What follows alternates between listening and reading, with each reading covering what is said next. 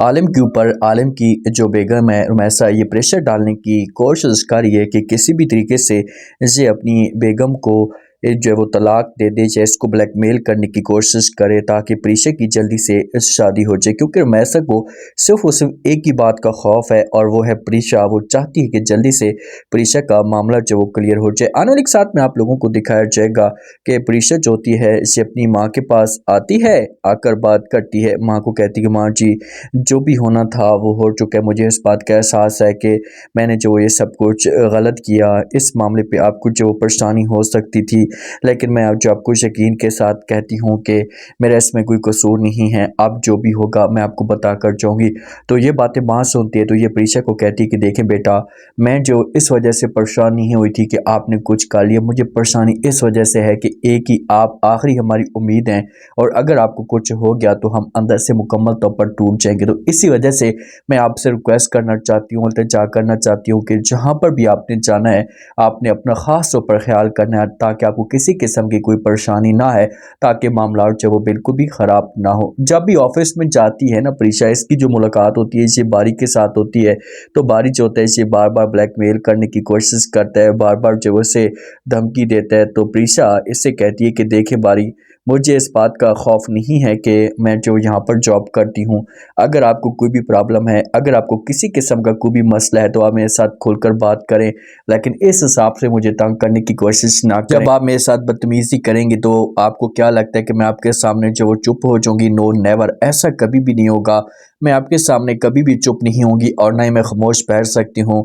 अगर आपको कोई प्रॉब्लम है तो आप मुझे खोलकर बताएं। तो बारी जो होता है ना ये प्रीशा को कहता है कि देखिए मुझे प्रॉब्लम कोई नहीं है, आप जॉब करें या ना करें, लेकिन जो आपका एक रवैया है, जो आपकी एक बिहेवियर है, बदतमीज़ी है, तो उसको तो औकात में रखना है ना, उसको तो हाथ में मैंने रखना है। तो इसी वजह से मैंने ये फाइनल डिसीजन ली है कि आपको जो मैं एक लिमिट तक रखूँगा। तो ये बातें प्रीशा सुनती तो प्रीशा बड़ी परेशान हो जाती, क्योंकि प्रीशा के ख्वाब था या सपना था कि जब मुझे जॉब मिलेगी तो सब कुछ बेहतर होना शुरू हो जाएगा, हालात ठीक हो जाएंगे।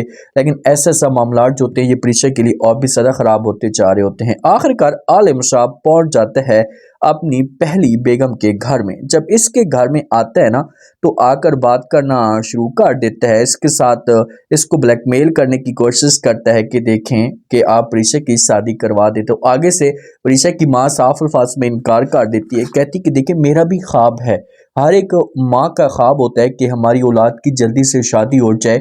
मैं ये शादी करवाने के लिए तैयार हूँ, लेकिन मैं कभी भी उसके ऊपर ज़बरदस्ती नहीं करूँगी।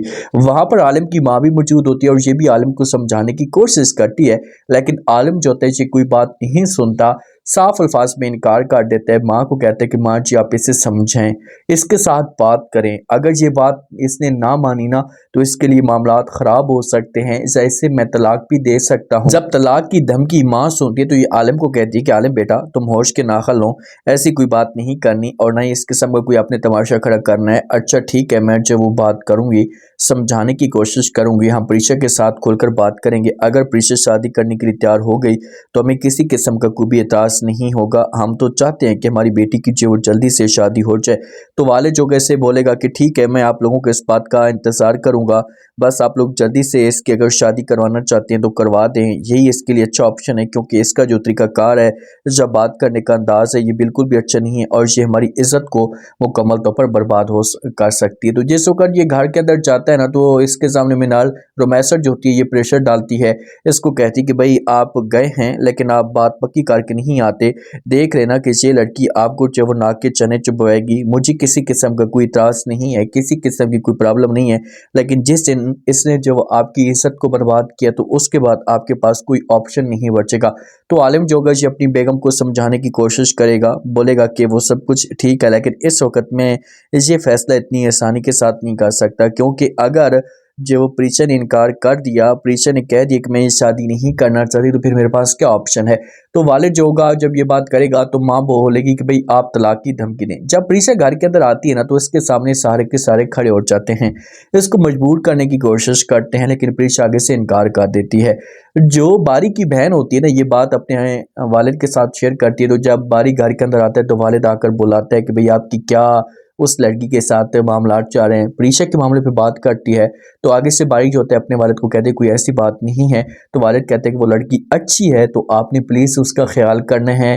किसी किस्म की कोई उसे परेशानी नहीं होनी चाहिए, क्योंकि मैं नहीं चाहता वो कुछ ना कुछ बहुत बेहतर सारे सिस्टम को संभाली है, तो अगर मामलात जो वो ख़राब हुए तो सिस्टम या ऑफिस को बहुत बड़ा नुकसान हो सकता है। तो फिर बारी की जो तवज्जो होगी इसी परीक्षा के बारे में हो जाएगी।